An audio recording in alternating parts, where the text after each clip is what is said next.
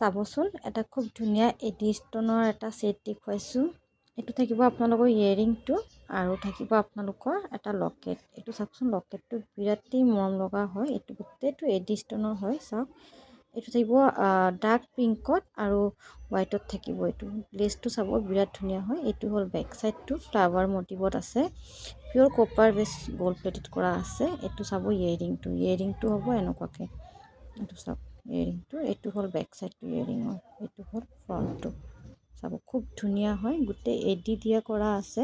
আপোনালোকে চুইজাৰ হওক, মেখেলা চাদৰ হওক, যিকোনো কাপোৰৰ লগতে আপোনালোকে পিন্ধিব পাৰিব। আৰু এই ছেটটো আপোনালোকে ৱেষ্টাৰ্ণ ড্ৰেছৰ লগতো পিন্ধিব পাৰিব। বিৰাটেই মৰম লগা হয়। আৰু গোটেই গ্লেজটো চাইছে নহয়, গ্লেজটো বহুত ধুনীয়া হয়।